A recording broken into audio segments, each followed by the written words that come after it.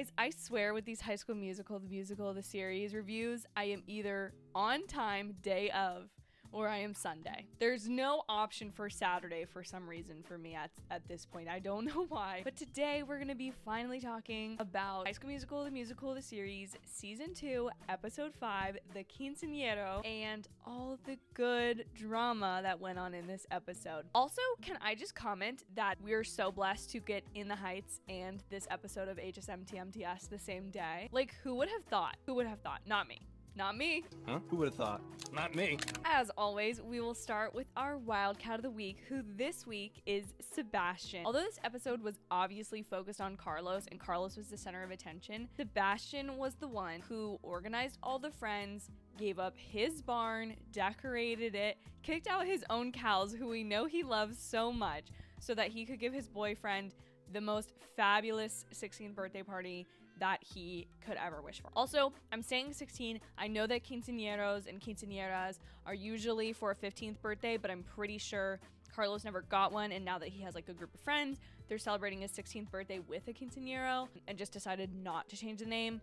If I'm mistaken, please let me know, but I'm pretty sure I heard them say 16 because he said 16 candles. So just kind of double checking there. He also stole the show with The Climb. Like, not that I didn't love Dancer's Heart. I loved that number for Gina.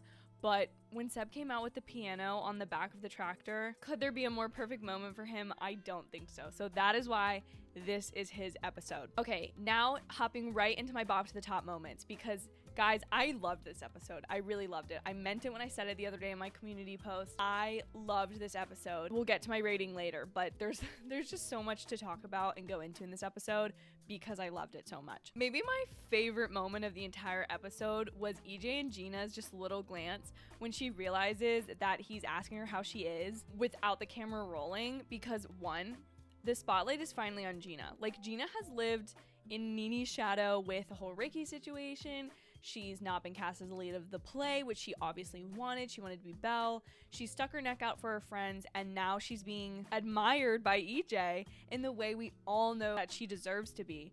So I loved seeing that, and I also really, really loved the fact that EJ has come so far, that by joining the AV club and learning to tell other people's stories, he's taken the selfie camera, as he says, away from himself, reversed it, flipped the script so that he can focus on other people. And I think that is so special because for both of them, it's a lot of character growth, and we're finally getting to see them shine. And this fixed my major problem that you all know I've been having with season 2, is that I felt like the two of them have been sidelined. And by putting them together in this specific moment, this episode just really touched on all the problems I've been having with the season. And so that's why I loved it so much. My other favorite moment of the episode was the conversation between Mr. Mazzara and Ricky's dad, because they're both totally crushing on Miss Jen. And then the fact that she's also still got Zach, her ex-boyfriend, who's like the drama leader of North High, also interested in her. Like, Miss Jen has game, okay? She is pulling these guys. She has all the attention on her, as she should. But I'm really interested to see what goes forward with that, because I definitely thought the Mr. Mazzara thing was like a fluke. Like, let's make a joke out of this awkward situation. And then Derek Huff was in this episode again as Zach, and Ricky's dad shows up and is trying to impress Miss Jen. And I'll be interested to see who she kind of like ends up with, or if she ends up dating them all. I assume that Derek Huff is like a 1 season thing.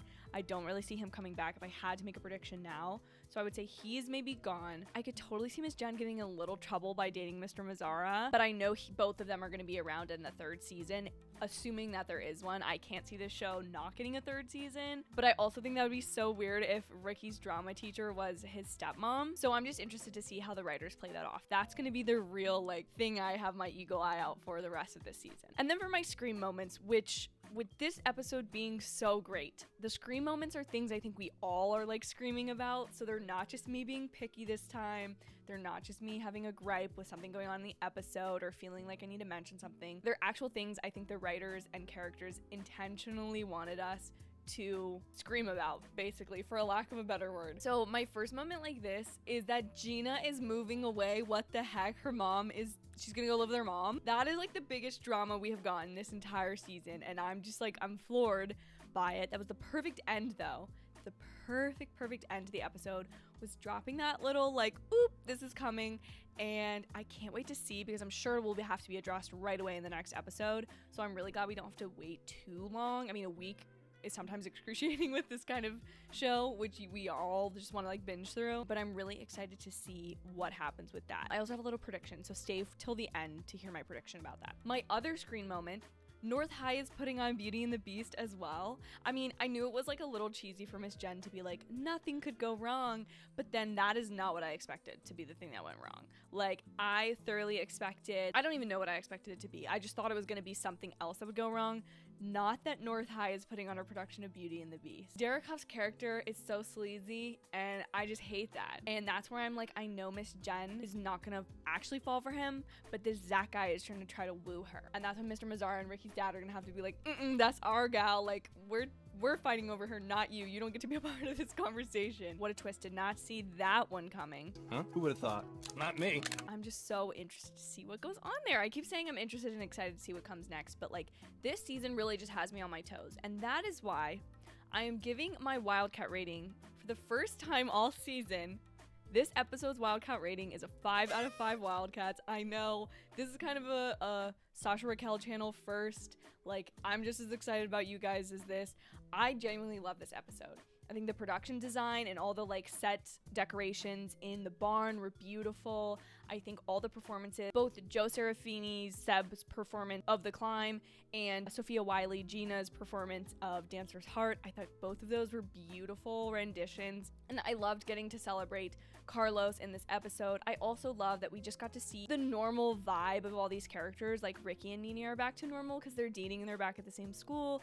Ashlyn and Big Ren are like, catering the party, which is like so cute. And Courtney is like, I don't want to talk about this crush I have on Howie, and like Big Red and Seb are calling her out for it. And I love this episode. Everything about this episode I love. This episode, which is coming close to the midpoint of the season, is doing a great job of wrapping up some of the smaller issues we've had and presenting now bigger ones that are more large scale. Our enemy school is doing the same production as us. We may be losing one of our members, and now Nene is back, and where does she fit into play? I have some predictions this episode, which I don't usually have, or I kind of just drop them in the middle of these reviews, but today I feel like they're best suited for the end. So my first hot take, associated with my first scream moment of Gina leaving, right? So my prediction is that Gina's mom is going to end up, by the end of the season, moving back to Salt Lake City for some sort of permanent amount of time. Okay, so I think maybe she will move away for a period of time. That shakes up the cast a little bit and all that kind of stuff, but I do feel like she's gonna have to be back. She's a staple of the show, and I don't see her leaving. My other prediction or hot take for this is that Nene, I think, is gonna play the Enchantress. Now, this could totally get shaken up with the fact that if Gina is going to leave, someone has to play the Duster character from Beauty and the Beast. I forget what her name is, but someone's gonna have to play her, and Nene would obviously be a perfect slot for that, except for the fact that she's not a very good dancer, which was established in the first season. I think she'll play the Enchantress because when Miss Jen was holding the rose, that's when she got the idea. And I know Nene's obviously not going to be playing the rose. I guess they could, but I see that as being less likely than her playing the Enchantress at the beginning of the prologue and maybe appearing and being a unique part in their production of Beauty and the Beast. So those are my predictions. That is what I thought of the episode. Please let me know down below what you thought of episode 5.